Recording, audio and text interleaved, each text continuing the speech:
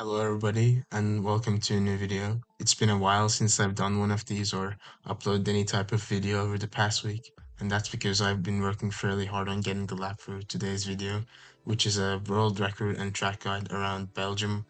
It's a widely requested one, and for obvious reasons, F1 heads there in real life in about 2 weeks, and it's just a very legendary track in general. However, in the game, they've changed it quite a lot this year, and I don't think it's healthy from a competitive standpoint, at least. And I'll explain that later when we get into the track guide. So, same format as usual. I'm going to play the hot lap first, and then we're going to do the track guide and setup. So, yeah, I'll see you then.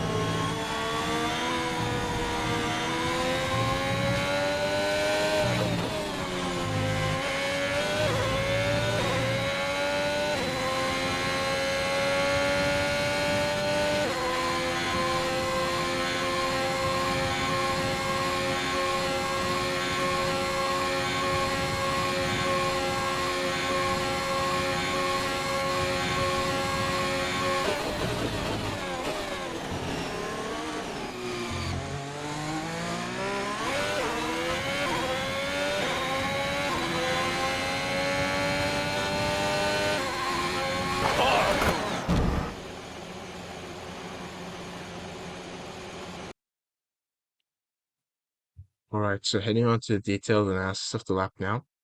For the last corner, you want to have a really wide entry, like how I do it, and then straight in the car and get on the power aggressively. So that means you're going to carry more speed as you go across the start-finish line and just gain a bit more lap time that you might need. And now heading into turn one, you want to go slightly deep on purpose. That's what I found to be the fastest line. And miss this curb on the inside. Then short shift up to third gear as you're getting on the power and use this stripe curb on the exit. I found there to be quite some grip on there, so I recommend doing that. And now heading down to probably the most famous corner in all of Formula One, Eau Rouge. So up the hill, like right around here, there are some new bumps on this year's game, and they can destabilize your car quite dramatically. So you want to keep your steering input smooth. And yeah, somebody told me that these bumps actually don't exist in real life, and if that's the case, that's quite silly. But anyway, opening the DRS down the Camel Straight and heading to probably the most challenging corner on this track. And when I first started doing laps around here, this is what usually happened with me.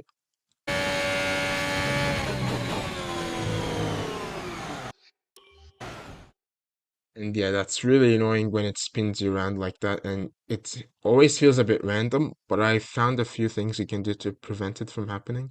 So first of all, moving your front brake bias to a bit of a high value. You can see I'm using 56%, just keeps the rear more stable as you're going through there. So that's something I recommend doing. And then braking a bit earlier as well, just carrying less speed. I think there's less of a probability of it happening. That's what I observed. And you want to do all of your steering inputs before you get onto the curb. So, like as you see, like at this point, I'm applying no new steering inputs, keeping the steering angle constant, and that yeah, that means that I don't spin on the curb. And one more thing, if you're going to use this curb, commit to it completely. If you put only half of your car onto it, you're likely going to spin. So that's something I recommend doing and like practicing a lot because it took me a while to get used to this, and I still spin sometimes. But anyway, similar thing with second curb. It feels random how much it rotates you, but main thing is you want to cut it, but obviously don't invalidate. It's going to allow you to stay a bit more on the left as you're heading into the next corner or the final bit of this complex, and it's the most important, the exit.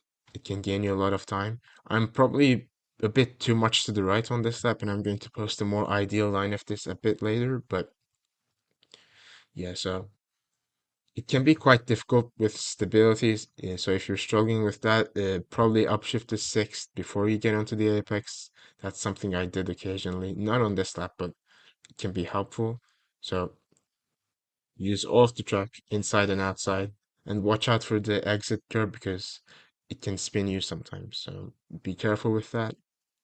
And here's like the more ideal line of this corner. It's quite hard to do, but yeah, I'll show it now.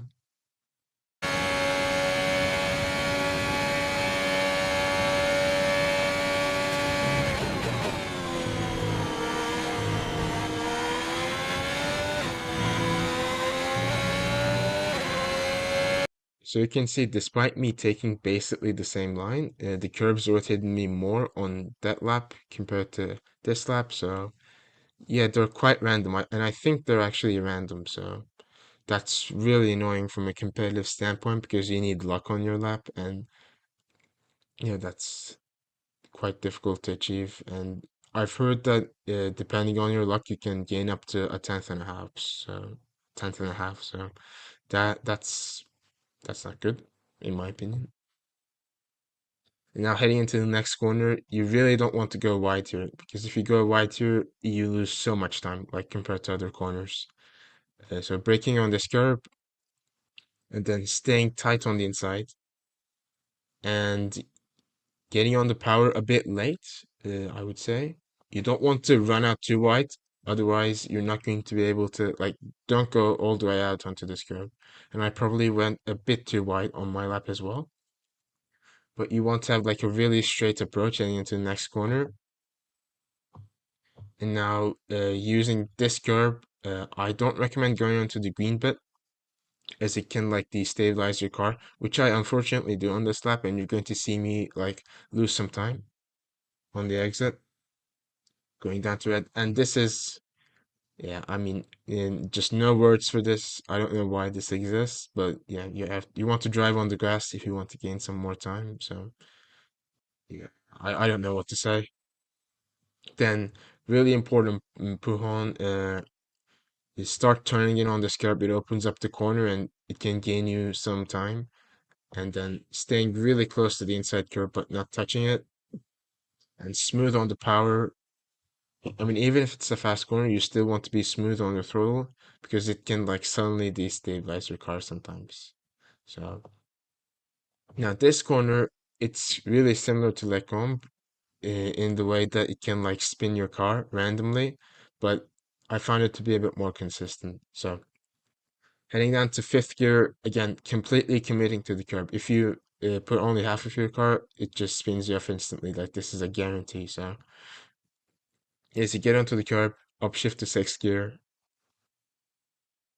then again, completely committing to this curb as well. Close with track limits again, but you want to be near flat, or I'll scroll back a bit.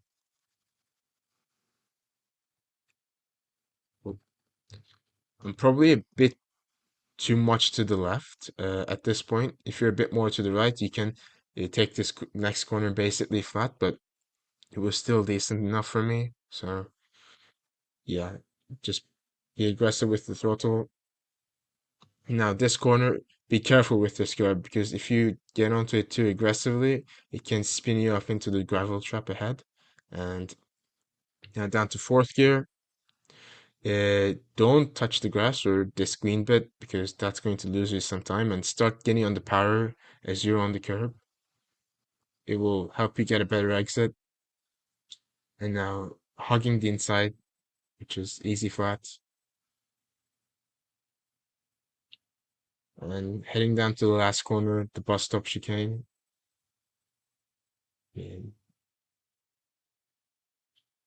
really tricky corner because after doing all of the lap, it's just you always get a bit nervous because there's such a long wait on the straight. And anyway, uh, braking like on the curb again, I found this to be quite important. So go all the way onto the left when you're braking, and then down to second gear and upshift to third gear on the exit. No, not on the exit, on the apex of the last corner, and then smooth on the power, which I didn't quite do, but anyway, that's a world record lap of Belgium, 139.524.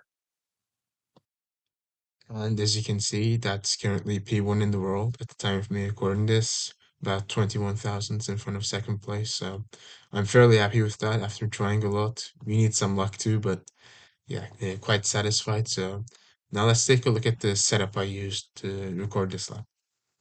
So running 6.5 wings on the aerodynamics. I saw many people on the leaderboards use either 6.4 or 7.4 wings, but I felt like the extra rear downforce was quite helpful and it suited my driving style. So yeah, I was happy with 6.5 wings and I used that. For the transmission settings, running 100% on the on-throttle diff and 50% on the off-throttle diff. Having a locked on-throttle diff just gives me the best traction out of the corners, and that's what I felt was necessary in order to go fastest. But I mean, if for whatever reason you feel like you need more rotation as you get on the power, I suggest you could decrease that down a bit. And for the off-throttle diff, running it completely unlocked just gives me the best rotation mid-corner. So yeah, as always, if you have ABS off, put that up like around 55 to 60%. Otherwise, your car will be uncontrollable. For the suspension geometry, running right, left, left, left, fairly standard. And yeah, running the camber right, left just makes your car more responsive and gives you better grip through longer corners. So I suggest doing that. There's no reason not to. As for the toe, I used to run some front toe on the older games on this track, but yeah, the curbs are so unstable on this year's game that I don't see a point of doing it at Spa. So, and rear toe all the way to the left as usual. For the suspension itself, running 172836, fairly aggressive because I was running relatively conservative wings compared to others. So that's how I gained back some lap time with my setup. And particularly the roll bars were a challenge here because if I made them too stiff, the car would handle terribly over the curbs. If I made them too soft, the car would just be too loose and spin off mid-corner. So I felt like 2.8 was a good balance and 1.7 gave me good responsiveness for the stiffness. And yeah, 3.6 right rear stability is very important. So that's why I ran it that way. Running maximum brake pressure just gives you the best stopping distance, and I don't see a reason running it any lower. And for the brake bias, quite high relative to some of my other setups on this game. But yeah, keeping the rear in balance is very important, and also it gives you a shorter stopping distance. So I thought that was a good balance. For the tire pressures, running them at maximum PSI just keeps the car the most stable. Same as all other tracks, not much else to say here. And that's it for the video. Let me know if you enjoyed it or give me any type of feedback in the comments below. That would be appreciated. This was a highly requested one. It took me a while to do it, but I'm finally very happy to be able to share this with you. And yeah, let me know what other tracks you'd like to see next. I will see you soon.